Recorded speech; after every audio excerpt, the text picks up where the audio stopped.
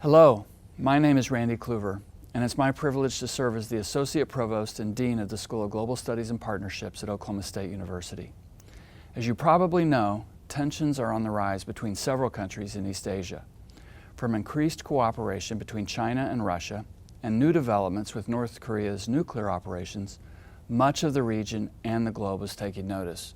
What does all of this mean for the East Asian region? How does it affect the U.S. and the rest of the world?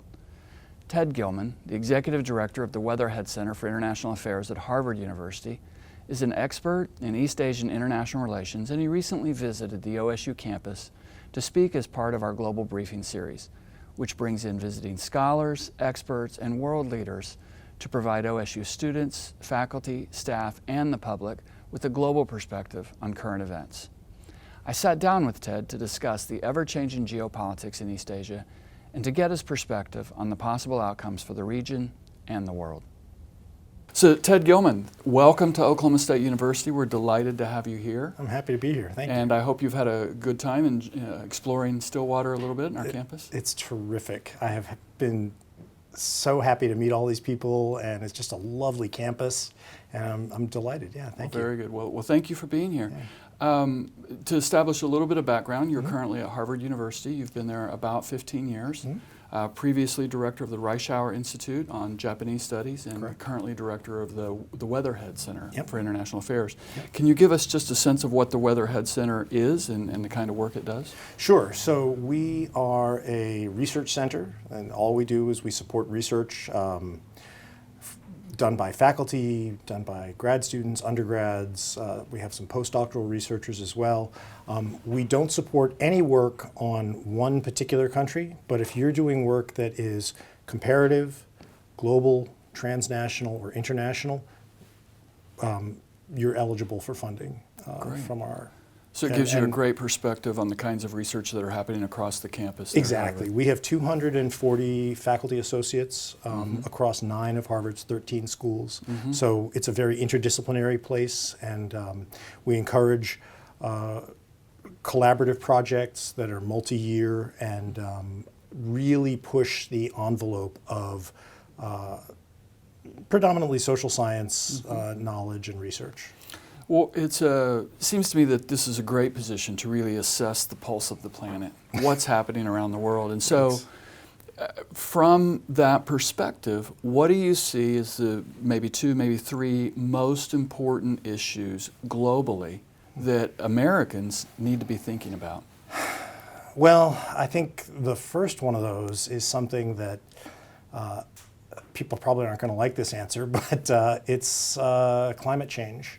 And what's happening to the environment. And I think that Americans are slower than people in other countries to recognize and acknowledge this problem and to actually start to think about solutions to it. So that's number one. And then the second biggest problem I would say facing the world is the growing inequality gap between the rich and the poor. And this is something that we see both in developed countries and in developing countries, that the people who have seem to have more and more, and the people who don't have are being left further and further behind. And at some point, this is going to hit a crisis point. We don't know when that is, but we have to do something about it. And of course, your capacity, your income, that disparity has everything to do with how well you're going to weather climate change issues. Exactly. So the people who suffer are the people who are less, control less of the resources. And so the two issues are indeed linked. Yeah. Well, thanks for that. I know that your particular area of expertise is Japan and East Asia, so I'd like to ask you a little bit about that. Sure. Asia is a place that doesn't impact the American consciousness much still, even though there's been rapid economic development. Really the center of economic weight has shifted to Asia. So thinking just about Asia, particularly East Asia, maybe a little bit of Southeast Asia, what do you think are the things that we should be paying attention to as a nation? What are the critical issues that we need to engage there? Maybe they're the same, but I mean, they are those first two issues of environmental change and income inequality and disparity are issues that challenge Asia as well. And I also think another sort of political issue that we have to think about is the rise of nationalism and a less global communitarian view of the world seems to be spreading, not just in North America and in Western Europe, but also in Asia. And we see that in the leaders that are coming to power there and some of the policies that countries are pursuing. This is an area that has developed largely through global trade and global investment. And they recognize that, but there's a bit of a pulling back from that all-in sense of the global economy is how we're going to make our lives better. So I think one of the things that's been surprising to many who study Asia is really a complete falling out in recent months of two of our strongest allies, Japan and South Korea. Can you talk a little bit about that? What's happening there? Sure. It all stems from issues, going back in history when Japan basically controlled Korea as a colony and exploited its people and its resources in sustained and brutal ways. And a peace treaty was signed between the two countries in 1965 that supposedly resolved those issues. And yet, in the popular view, those issues were not resolved, in particular on the Korean side. And a recent rise in Korean court cases have pulled these issues back into public consciousness, and the Korean courts have determined that Japan, particular companies in Japan, are obligated to pay reparations to Korean individuals who suffered, and the Japanese are pushing back against this. And so when one country's court system tries to elicit payments from another country's companies, it creates an international situation. Sure, and now there are tariffs between the two that have risen. And this is all happening, of course, against the background of a rising China, and the United States, as well as a number of other nations, are really struggling with how do we accommodate China, how do we create fairer trade deals, if that's so.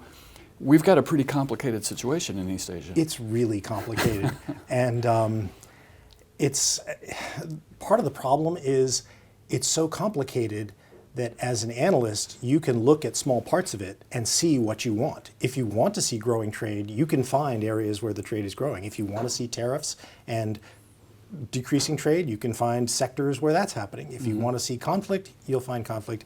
If you want to see cooperation, you'll find cooperation. So depending on what you look at, you can find evidence for it. So let's talk about the elephant in the room, which is the current U.S. trade relationship with China. And it's multidimensional. It's about trade, but it's also about a real suspicion of Chinese political ambitions, a suspicion of Chinese military ambitions. There's just a whole range of issues. Given the complexities of this issue and the importance of it, what do you think are the 2 or 3 most important principles that the United States needs to follow as we try to navigate this? Wow. So I think it's less about what the United States can do and more about what all the countries in the region have to do. The U.S. has been a strong player in the region, but it's pulling back. It's retrenching in certain important ways. What happens as a result is that these other countries in the region have to rethink their own security, their own economic foundations. They have to look at some issues that have been pretty much on autopilot for about 70 years. The security under an American nuclear umbrella isn't going away. But it may be that North Korea has nuclear weapons, and how does that affect other countries in the region?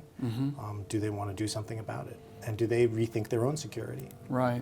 Do you sense some of these nations that have traditionally been closely aligned with the U.S., Korea, Japan, Philippines, Singapore, are they recalibrating in terms of their relationship vis-a-vis China versus the U.S.? Absolutely, yes. Again, it's complex. I think at this point in time, all those countries are working to improve their relations with China. Not necessarily because relations with the U.S. seem to be on shakier ground. I wouldn't say that one is causing the other, but I think that everyone sees prudence in having good relations with both of these strong regional powers. I remember the Singaporean Prime Minister basically came out and said, just going to go there. Don't make us choose, right? Yeah. Don't make us make that choice. Yep. Because you might not like where we come down. Exactly. Right? Yeah. And that goes for all the parts of all the countries in the region. Nobody wants to have to choose. Right. Everybody would prefer to maintain relations. And of course, there's a difference in the distance of the relationship. You can have closer and more distant relations, but having those relations is really important because I think over time, countries have learned that it's less likely to go to war. You're less likely to go to war with a country with whom you have relations. So let me ask you to pull back a little bit, shoot forward 50 years. Do we need to be doing more in terms of exposing our students and the general American population? Do we need to be making the case that, look, global politics have shifted, global economics have shifted, it's much more important that you understand parts of the world that maybe historically we've neglected, Latin America, Africa, Asia. How do you approach that? How do you approach that question? I think absolutely. One of the realities is that countries that previously were quite poor now have burgeoning middle classes with much more purchasing power, just as a starting point. And people in places like Brazil and China and India are able to buy things in ways that they, that they couldn't before. If America wants to be part of that trade experience, people here need to know about those countries, and people here need to know what they need and understand how to do business in those places. Without that, they're going to be, the U.S. will be left behind. And we see that now, forget 50 years, if tariffs go up on U.S. goods, other countries put tariffs on U.S. goods, they can find replacement for those goods from other sellers. And not only do American producers need to understand the economic need, but they also need to understand their own political vulnerability in such a way that American producers can fight for their own interests in Washington. Right. No, that makes a lot of sense. And one of the perpetual questions is, to what extent does trade drive politics? To what extent does trade become that glue that binds those nations together? Yeah. We often think in terms of primarily the diplomatic side. Right. But trade plays a much more important role than we often realize. It does. I mean, what aspect of politics are we talking about? Elections are not won and lost on trade.